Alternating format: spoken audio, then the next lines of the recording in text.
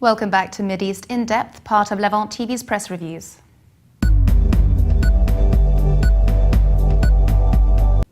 Rami Khouri writes an article in the Beirut-based Daily Star. He suggests Arab states might be better off in acting like individuals. Khouri starts the ongoing wars or severe ideological confrontations in Syria, Iraq, Yemen, Libya, Somalia, Lebanon, Egypt, Sudan and Bahrain have sparked a new industry in explaining what is really going on in the region. Turmoil and violence are the most evident in the inability of formal governance institutions to achieve credible power sharing or even serious consultations on decisive issues.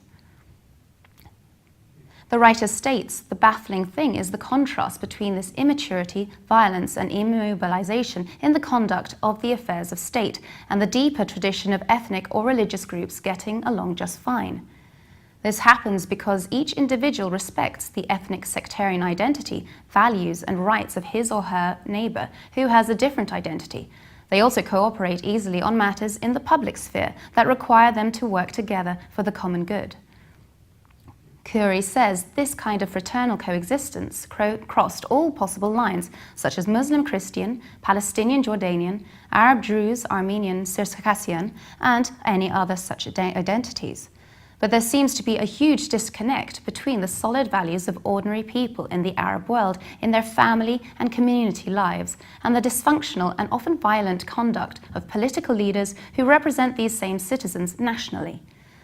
According to Khouri, this suggests a strong case for much more decentralized governance systems that anchor power more at the regional and local levels, without concentrating assets and arms in the hands of central governments that have often abused that power in modern Arab states. And in Damascus, the Syria Times features an article on Russian efforts to eliminate the threat of terrorism in the Middle East.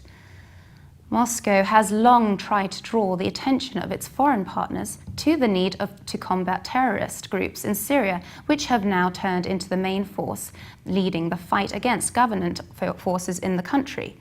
Russia has expressed its full support for Iraq in its fight against IS and very quickly took the decision to supply the first batch of Su-25 aircraft to Baghdad.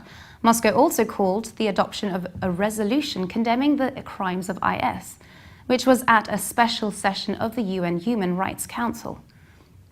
Still, the US Air Force airstrikes on the positions of IS militants in Iraq have not caused any negative reactions in Moscow, primarily because they were carried out following the appeal of the country's authorities. The article emphasizes Russia is also extremely interested in the elimination of terrorist nests in the region, being itself the object of their threats. Only a few isolated experts have voiced criticism, but generally have done so without casting doubt on the legitimacy of US actions. The article depicts Russia's increasing attention to the region as stemming from events unfolding in the area of Israeli-Palestinian conflict. The article explains Moscow's strategic decision to purchase large amounts of Iranian oil. Some experts point out that this has nothing to do with Russia's need for the fuel itself, of which it has enough, but everything to do with the accumulation of reserves to influence the setting of prices on the world market.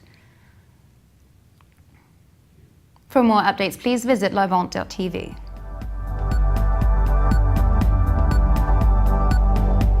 And subscribe to MidEast In-Depth on iTunes.